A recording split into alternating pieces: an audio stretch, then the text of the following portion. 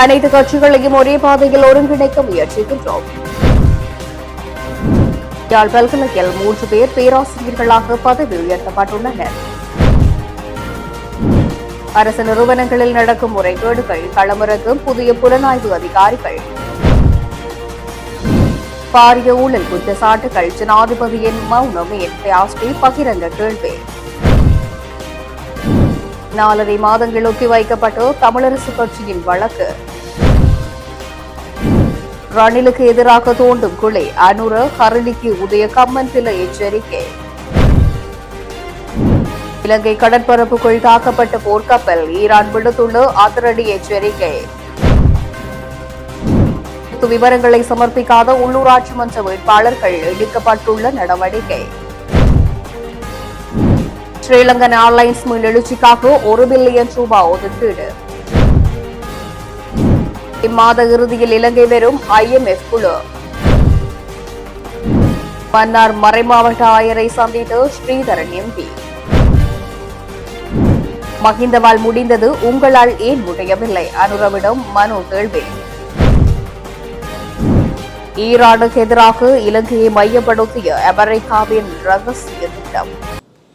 தொடர்வது விரிவான செய்திகள். அனைத்து எதிர்க்கட்சிகளும் ஒரு பொதுவான தளத்தில் ஒன்றிணைந்து செயல்பட வேண்டும். அதற்காக அனைத்து கட்சிகளையும் ஒரே பாதையில் ஒருங்கிணைக்க பிரதான எதிர்க்கட்சியான ஐக்கிய மக்கள் சக்தியினராகிய நாம் முயற்சிகளை முன்னெடுத்து வருவதாக கட்சியின் பொதுச் செயலாளர் ரஞ்சித் மத்துமபண்டார தெரிவித்துள்ளார். யாழ்ப்பாணத்தில் நேற்றைய தினம் வெள்ளிக்கிழமை நடைபெற்ற ஊடக சந்திப்பின் போது அவ்வாறு தெரிவித்தார். மேலும் தெரிவிக்கையில், எதிர்க்கட்சிகள் ஒன்றிணைந்து பேச்சுவார்த்தைகள் நடந்து வருகின்றன. அடுத்த சில மாதங்களில் சாதகமான முடிவுகளை எம்மால் வழங்க முடியும். அதற்காக அனைத்து கட்சிகளையும் ஒரே பாதையில் ஒருங்கிணைக்க வேண்டிய தேவை எமக்குள்ளது. இலங்கையின் பிரதான எதிர்க்கட்சியான ஐக்கிய மக்கள் சக்தி தற்போது எதிர்க்கட்சித் தலைவர் பதவியையும் கொண்டுள்ளது. அனைத்து எதிர்க்கட்சிகளும் ஒரு பொதுவான தளத்தில் ஒன்றிணைந்து செயல்பட வேண்டும் என்று நாங்கள் உறுதியாக நம்புகின்றோம். அது உள்நாட்டு அரசியலாக இருந்தாலும் சரி அல்லது சர்வதேச விவகாரங்களாக இருந்தாலும் சரி, அவை நேரடியாகவோ மறைமுகமாகவோ இலங்கையின் அரசியலோடு தொடர்புடையவை. எனவே எமது பேச்சுவார்த்தைகள் நேர்மறையான முறையில் ஆரம்பிக்கப்பட்டுள்ளன. ஆயினும் நாம் இன்னும் பல விஷயங்கள் குறித்து விவாதிக்க வேண்டியுள்ளது. இந்த அரசாங்கம் இலங்கை முழுவதும் முன்னெடுக்கும் நடவடிக்கைகள் குறித்தே நாம் அதிக கவனம் செலுத்த வேண்டியுள்ளது. குறிப்பாக இந்த ஆட்சியில் நிலவும் ஊழல்கள் மற்றும் பொதுமக்களுக்கு பாதிப்பை ஏற்படுத்தும் பல செயல்களுடன் நாங்கள் ஒருபோதும் உடன்பட போவதில்லை. அதனால்தான் எதிர்க்கட்சிகளை ஒன்றிணைத்து ஒரு பொது தளத்தை உருவாக்க முயல்கின்றோம். எதிர்க்கட்சியில் உள்ள ஒவ்வொரு கட்சிக்கும் ஒவ்வொரு அடையாளங்கள் உள்ளன. அவை குறித்தும் நாம் கவனத்தில் கொள்ள வேண்டும். எதிர்க்கட்சியினர் வலுவான போராட்டங்களை முன்னெடுப்பதில்லை என்ற எண்ணம் உள்ளது. அது முற்றிலும் தவறானது. கடந்த சில வாரங்களாக முக்கிய ஊடகங்களை பார்த்தால் உங்களுக்கே தெரியும். எமது மாவட்ட மற்றும் தொகுதி அமைப்பாளர்கள் ஊடாக பல போராட்டங்களை நாங்கள் முன்னெடுத்துள்ளோம். நாடாளுமன்றத்துக்குள்ளும் வெளியிலும் எமது எதிர்க்கட்சித் தலைவர் போராட்ட களங்களுக்கு சென்று மக்களுடன் கலந்துரையாடி வருகிறார். நாடாளுமன்றத்தின் நிலைய கட்டளையின் கீழ் அவர் தொடர்ந்து கேள்விகளை எழுப்பி வருகின்றார். நாடாளுமன்றத்தை ஒரு போராட்ட களமாக நாங்கள் பயன்படுத்தி வருகின்றோம். தேசிய பாதுகாப்பு மற்றும் தற்போதைய சூழல் குறித்து எமது எதிர்க்கட்சித் தலைவர் நாடாளுமன்றத்தில் மிக தெளிவான அறிக்கையை வழங்கியுள்ளார். அதுவே எமது கட்சியின் உத்தியோகபூர்வ நிலைப்பாடாகும். ஜனாதிபதி தற்போது வெவ்வேறு இடங்களில் வெவ்வேறு கருத்துக்களை கூறி வருகின்றார். ஆனால் எமக்கு ஒரு நிலையான கொள்கை உண்டு. எரிபொருள் தட்டுப்பாடு குறித்து அரசாங்கம் எப்போதும் போதுமான கையிருப்பு இருப்பதாகவே கூறி வருகின்றது. ஆனால் திடீரென விலையை உயர்த்துகின்றார்கள். போதுமான கையிருப்பு இருந்தால் ஏன் விலையை உயர்த்த வேண்டும்? இது ஒரு பெரிய கேள்வி. எதிர்காலத்தில் மீண்டும் ஒரு நெருக்கடி ஏற்படுமா என்பதை இப்போதே கணிக்க முடியாது. அது அந்த நெருக்கடியின் ஆழத்தை பொறுத்தே அமையும் என்றும் தெரிவித்தார். இதேவேளை அனுரகுமார திசுநாயக்க ஜனாதிபதி தேர்தலிலும் வெற்றி பெற்றிருந்தாலும் வரலாற்றிலேயே முதல் தடவையாக 50% வாக்குகளை கூட பெற முடியாத ஒரு ஜனாதிபதி என முன்னாள் பாராளுமன்ற உறுப்பினர் புத்திக பத்திரன தெரிவித்துள்ளார். யாழ்ப்பாணத்தில் நேற்றைய தினம் வெள்ளிக்கிழமை நடைபெற்ற ஊடகவியலாளர் சந்திப்பின் போது அவ்வாறு தெரிவித்தார். மேலும் தெரிவிக்கையில், ஜனாதிபதி தேர்தலின் போது வடக்கு மக்கள் சஜித் பிரேமதாச அவர்களுக்கு வாக்களித்தார்கள். வடக்கு கிழக்கு ஆகிய 2 மாகாணங்களிலும் அதுபோலவே தமிழ் பேசும் தமிழ் முஸ்லிம் மக்கள் செறிந்து வாழும் ஏனைய பல பிரதேசங்களிலும் 2024 மாத்திரமல்ல, கடந்த 2019 ஆண்டிலும் மக்கள் சஜித் பிரேமதாச அவர்களுக்கே வாக்களித்திருந்தார்கள். ஆனால் கோட்டபய ராஜபக்ஷ அவர்களின் காலத்தில் சிங்கள மக்கள் செறிந்து வாழும் பகுதிகளில் முடிவுகள் வேறு விதமாக அமைந்தன. அதன் காரணமாக அம்மாள் ஜனாதிபதி தேர்தலில் வெற்றி பெற முடியாமல் போனது. அனுருகுமார திசுநாயக்க ஜனாதிபதி தேர்தலில் வெற்றி பெற்றிருந்தாலும் வரலாற்றிலேயே முதல் தடவையாக 50% வாக்குகளை பெற முடியாத ஒரு ஜனாதிபதியாகவே அவர் தெரிவு செய்யப்பட்டார். 43% வாக்குகளை பெற்று அவர் அடைந்த வெற்றியானது ஒரு கௌரவமான வெற்றியாக கருத முடியாது. பொது தேர்தலின் போது வடக்கில் ஆசனங்களை பெற முடியவில்லை. உண்மையில் வடக்கில் மாத்திரமல்ல, இலங்கை முழுவதிலும் நாம் பெற்ற ஆசனங்களின் எண்ணிக்கை குறைவடைந்துள்ளது. இது கடந்த தேர்தலின் விளைவு மட்டுமல்ல, இலங்கைக்கு ஜனாதிபதி தேர்தல் அறிமுகப்படுத்தப்பட்ட காலம் தொட்டே நிலவி வருகின்ற ஒரு அரசியல் போக்காகும். இதேவேளை யாழ் மாவட்டத்துக்கு விஜயம் செய்த ஐக்கிய மக்கள் சக்தியின் உயர்மட்ட குழுவினர் இன்றைய தினம் சனிக்கிழமை ஆரியகுளம் நகவிகாரைக்கு சென்று வழிபாட்டில் ஈடுபட்டனர். ஐக்கிய மக்கள் சக்தியின் பொதுச் செயலாளர் ரஞ்சித் மத்தும பண்டாரு, முன்னாள் பாராளுமன்ற உறுப்பினர் புத்திக பத்திரன, யாழ் மாவட்ட அமைப்பாளர் அருந்தவநாதன் அனோஜன் உள்ளிட்ட தொகுதி அமைப்பாளர்கள் விகாரையில் வழிபாட்டில் ஈடுபட்டதுடன் விகாராதிபதி மீககாயந்துரே ஸ்ரீ விமலதேரருடன் கலந்துரையாடலிலும் ஈடுபட்டனர். யாழ்ப்பாண பல்கலைக்கழக ரசாயனவியல் துறை, பல்துறை கற்கைகள் துறை ஆகிய துறைகளின் துறைத் தலைவர்கள் உட்பட சிரேஷ்ட விரிவுரையாளர்கள் 3 பேர் பேராசிரியர்களாக பதவி உயர்த்தப்பட்டுள்ளனர். விஞ்ஞான பீடத்தின் ரசாயனவியல் துறை தலைவரும் சிரேஷ்ட விரிவுரையாளருமான கலாநிதி யசோதா பிரபாகர், பொறியியல் பீடத்தின் பல்துறை கற்கைகள் துறை தலைவரும் சிரேஷ்ட விரிவுரையாளருமான கலாநிதி பத்மநாதன் கதிர்காமநாதன் மற்றும் கலைப்பீடத்தின் ஆங்கில மொழி கற்பித்தல் துறையின் சிரேஷ்ட விரிவுரையாளர் கலாநிதி திருநாவுக்கரசு கருணாகரன் ஆகியோரை பேராசிரியர்களாக பதவி உயர்த்துவதற்கு பல்கலைக்கழக பேரவை இன்றைய தினம் ஒப்புதல் வழங்கியது. பல்கலைக்கழக பேரவையின் மாதாந்த கூட்டம் இன்றைய தினம் சனிக்கிழமை துணைவேந்தர் பேராசிரியர் ஸ்ரீ சத்குணராஜா தலைமையில் நடைபெற்றது. பல்கலைக்கழக மானியங்கள் ஆணைக்குழு சுற்றறிக்கை நியமங்களுக்கு அமைய திறமை அடிப்படையில் பேராசிரியர் பதவிக்கு விண்ணப்பித்தவர்களின் மதிப்பீடு மற்றும் நேர்முக தேர்வு முடிவுகள் பேரவை கூட்டத்தில் சமர்ப்பிக்கப்பட்டன. அதன் அடிப்படையில் அவர்கள் பேராசிரியர்களாக பதவி உயர்த்தப்பட்டுள்ளனர். அரசு நிறுவனங்களில் நடக்கும் முறைகேடுகள் குறித்து விசாரணைகளை மேற்கொள்வதற்காக புதிய புலனாய்வு அதிகாரிகளின் குழுவை நிறுவ அரசாங்கம் நடவடிக்கை எடுத்துள்ளது.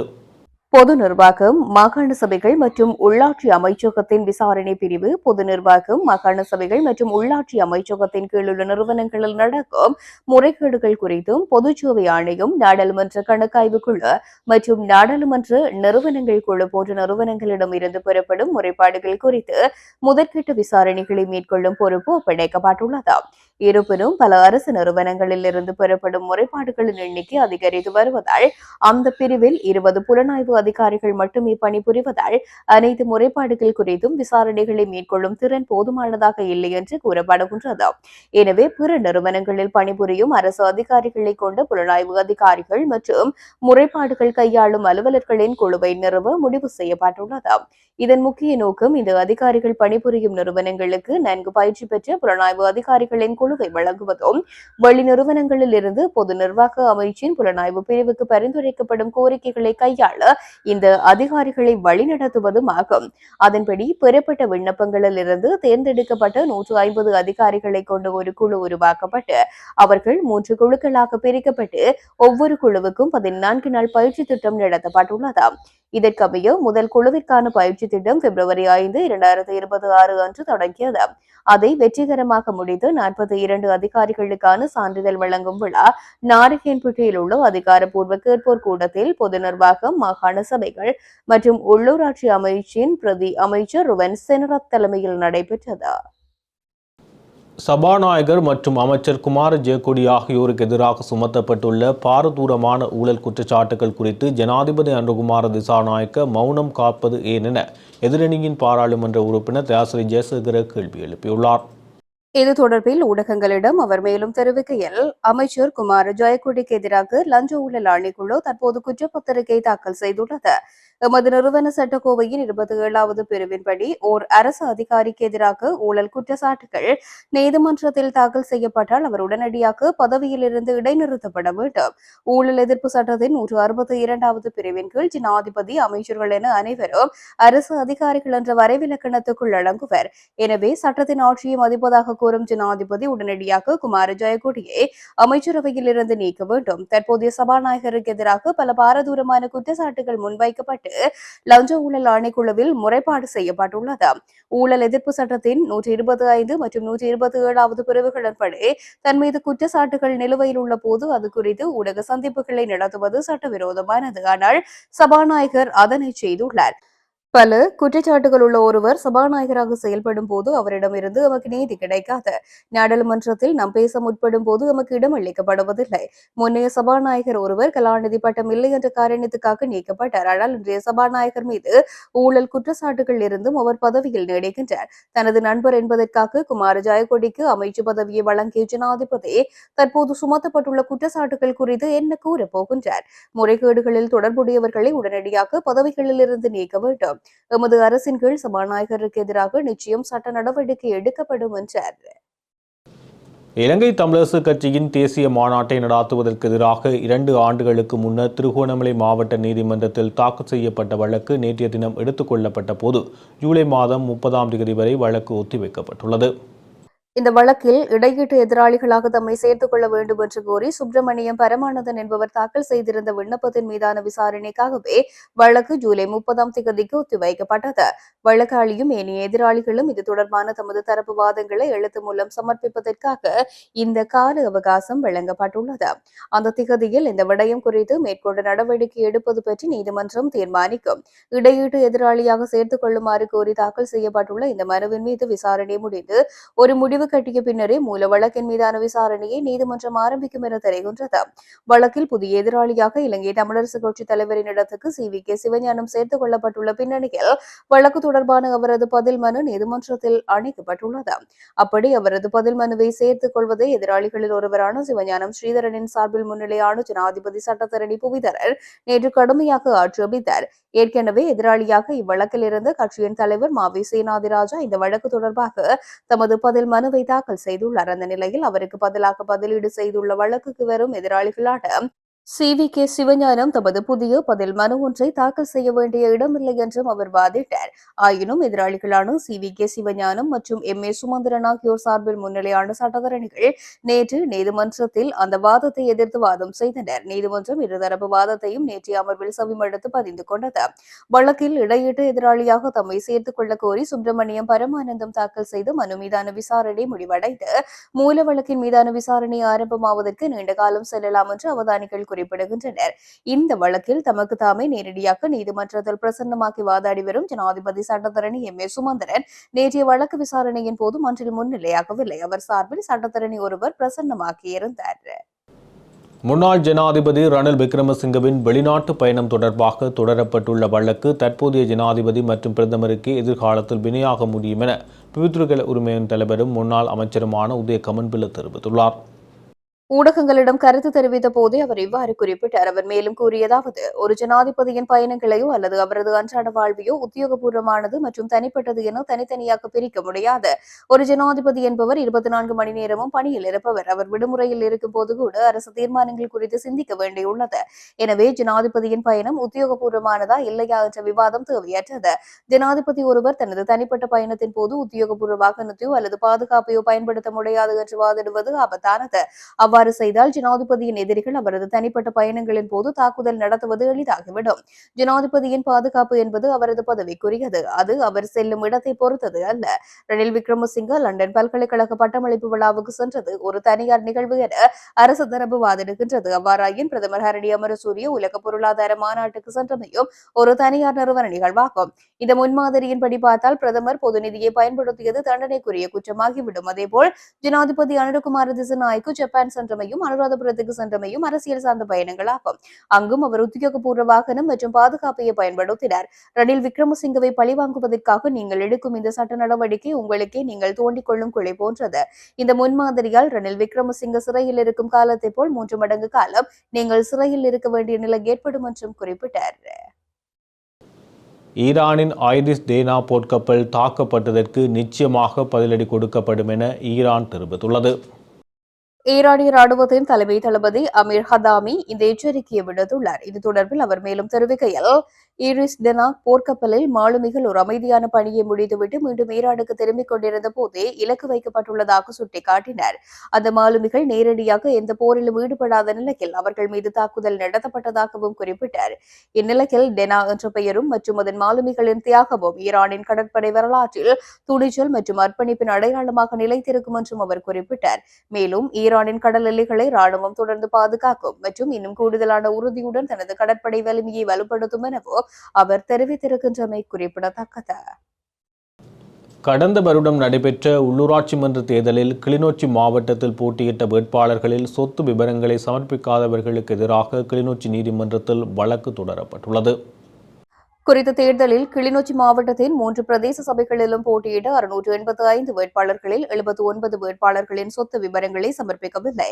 அதன்படி பொதுசன ஐக்கிய முன்னணி கட்சியைச் சேர்ந்த 39 வேட்பாளர்களும், ஐக்கிய தேசிய கட்சியில் ஒரு வேட்பாளரும், ஜனநாயக தமிழ் தேசிய கூட்டணியைச் சேர்ந்த ஒரு வேட்பாளரும், ஐக்கிய மக்கள் சக்தியைச் சேர்ந்த 37 வேட்பாளர்களும், சுயேட்சைக்குழு 1 ஆகிய கட்சிகளின் வேட்பாளர்களுக்கு எதிராகவே காவல்துறையினர் இவ்வாறு வழக்கு தாக்கல் செய்துள்ளனர்.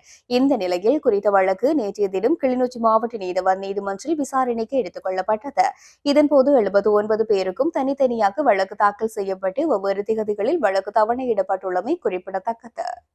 ஸ்ரீலங்கன் ஏர்லைன்ஸ் நிறுவனத்தின் செயல்பாடு மற்றும் நிதி நிலைமையை மேம்படுத்துவதற்காக அரசாங்கம் சுமார் 1 பில்லியன் ரூபாயை ஆரம்ப கட்டமாக ஒதுக்கியுள்ளதாக கைத்தொழில் மற்றும் தொழில் முயற்சியாண்மை அபிவிருத்தி பிரதி அமைச்சர் சதுரங்க அபேசிங்க தெரிவித்துள்ளார்.